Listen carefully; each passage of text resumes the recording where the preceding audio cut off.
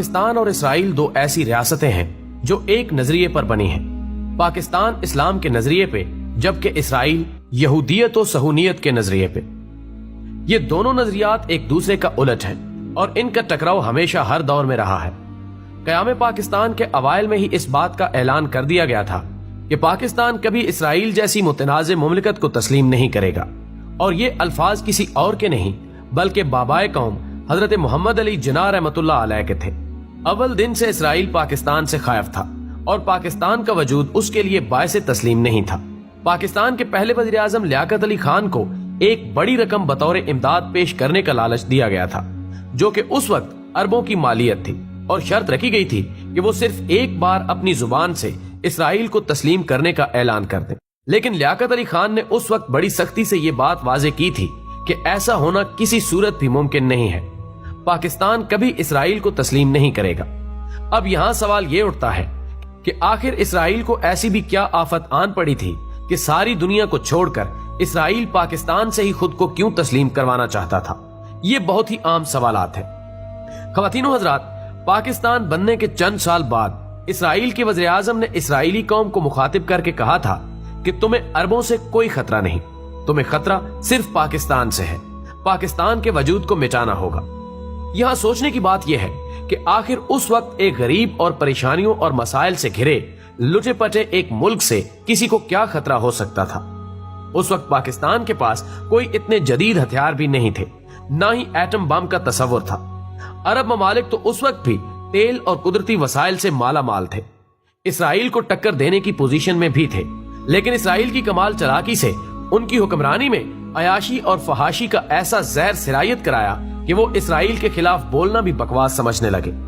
انہیں یہودی و بیرونی کمپنیوں اور سرمایہ کاری کے ذریعے دولت کی ریل پیل میں لگا دیا گیا کہ جہاں اب انہیں ان چیزوں سے دوری موت سے کم نہیں لگتی۔ پاکستان کو ہر طرح سے لالچ دینے کے بعد 1965 میں انڈو پاک خون ریز جنگ چھیڑی گئی، جہاں اسرائیل نے انڈیا کی ہر طرح سے مدد کی، لیکن الحمدللہ مجاہدین وطن نے دشمنوں کو مار بھگایا۔ اسرائیل نے ہر فورم پہ خاموشی سے ہی صحیح لیکن پاکستان کی مخالفت کی۔ ہمارے ملک کے غدار سیاستدان تو شاید دہائیاں پہلے ہی اسرائیلی مال کے لیے اپنا ملک و دھرم بیچ دیتے، لیکن اس قوم کی طرف سے آنے والے رد عمل اور پاک فوج کی طرف سے سخت مخالفت کا ڈر ہمیشہ انہیں اس قدم سے روکتا رہا۔ ہمارے سیاستدانوں نے ملک کو اسرائیلی اور اس کے دجالی اداروں کا محتاج کرنے میں کوئی کسر باقی نہ رکھی۔ یہ اسرائیل کا ہاتھ ہی تھا کہ 1971 میں آپ دو لخت ہو گئے۔ IMF جیسے دجالی اداروں نے پاکستان پر اپنے خزانوں کے منہ کھول دیے تاکہ ہمارے حکمران کھل کے مال مار سکے اور آخر میں اس ملک کو لاغر کر کے اپنا محتاج بنا لیا جائے۔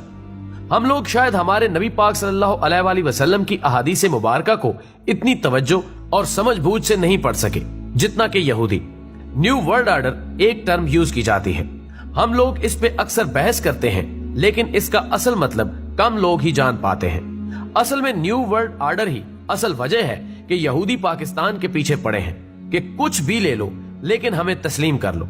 نیو ورلڈ آرڈر ایک ایسا نظریہ ہے جو کہ ایک مذہب ہے جس میں صرف دجال کی حاکمیت ہے اور یہودی جو چاہیں وہی ہوگا۔ اس نیو ورلڈ آرڈر کے تحت دنیا کے ہر ملک کو اس کے تابع ہونا ہوگا اور دنیا کے ہر ملک کو اپنے آئین، اپنے مذہب سے دستبردار ہونا ہوگا۔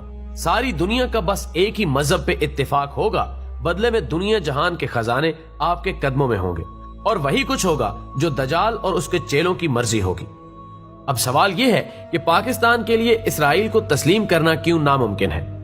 تو دوستو، اسرائیل کی ریاست وہ ریاست ہے جس سے ہمارے نبی آخر الزماں حضرت محمد صلی اللہ علیہ وآلہ وسلم کی احادیث مبارکہ کی روشنی میں مسلمانوں کی آخری جنگ ہوگی۔ اس جنگ کے لیے وہ مجاہدین، وہ فوجیں جائیں گی جو مشرق سے ہندوستان کو فتح کر چکی ہوں گی۔ یہاں سے یہ فوجیں حضرت عیسیٰ علیہ السلام کی مدد کے لیے روانہ ہوں گی۔ حدیث پاک کا مفہوم کچھ اس طرح سے ہے کہ ان کے پاس بہترین ہتھیار ہوں گے اور ان کے شہ سواروں کی بھی تعریف فرمائی گئی ہے۔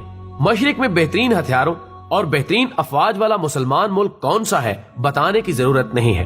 شاہ سوار سے میرے ناقص علم کے مطابق شاید نبی دو جہاں حضرت محمد صلی اللہ علیہ وآلہ وسلم کا اشارہ پائلٹس اور جہازوں کی طرف اور یا پھر مسلمانوں کے زیر استعمال ٹینکوں، میزائلوں یا گاڑیوں کے متعلق ہو سکتا ہے، واللہ علم۔ آپ نے فرمایا کہ مجھے مشرق سے ٹھنڈی ہوائیں آتی ہیں۔ دوستو، مشرق میں کون سا ملک اسلام کے نام اور اللہ کے نبی حضرت محمد صلی اللہ علیہ وآلہ وسلم کی دعا سے وجود میں آیا، یا کن کن ہستیوں نے اس ملک کے قیام میں کردار ادا کیا، یہ بھی بتانے کی ضرورت نہیں ہے۔ اگر مان کے چلیں کہ پاکستان اسرائیل کو بطور ریاست تسلیم کر لیتا ہے تو پھر آخر جھگڑا کس بات کا ہے؟ کیا ہمارے مقتدر حلقوں میں بیٹھے لوگ نہیں جانتے کہ ہر سازش کے پیچھے کون ہے؟ پھر ہمیں اتنی جنگیں کرنے اور 17 سال امریکہ کو افغانستان میں برداشت کرنے کی کیا ضرورت تھی؟ ہمیں ایٹم بم بنانے کی کیا ضرورت تھی؟ پھر کیا ضرورت تھی ہمیں مقدس مقامات کی حفاظت کی قسم لینے کی؟ کیا ضرورت تھی اتنی فوج کی؟ یہ ساری دنیا تتر بتر ہو جائے گی۔ اگر آج اسرائیل کو تسلیم کرنے کا اعلان کر دو، اگلے 5 منٹ میں پاکستان کے خلاف ہونے والی کسی سازش کا نام و نشان نہیں ہوگا۔ دنیا کی ہر نعمت پاکستانیوں کے قدموں میں ہوگی، کیونکہ اسلام سے آپ دستبردار ہو چکے ہوں گے اور دجال کا راستہ صاف ہو جائے گا۔ دنیا میں موجود آپ کے مخالفین آپ پہ شیر و شکر ہوں گے۔ اگر پاکستان اسرائیل کو تسلیم کرتا ہے تو یہودی نیو ورلڈ آرڈر میں کامیاب ہو جائیں گے۔ صرف پاکستان ہی وہ واحد اسلامک ملک ہے جو ان کی کارستانیوں کو تسلیم نہیں کرتا۔ اگر وہ بھی انہیں تسلیم کر لے تو پیچھے بچا ہی کیا۔ ایک آخری بات، 2020 تک اسرائیل کو ہر حالت میں نیو ورلڈ آرڈر کو لاگو کرنا ہے۔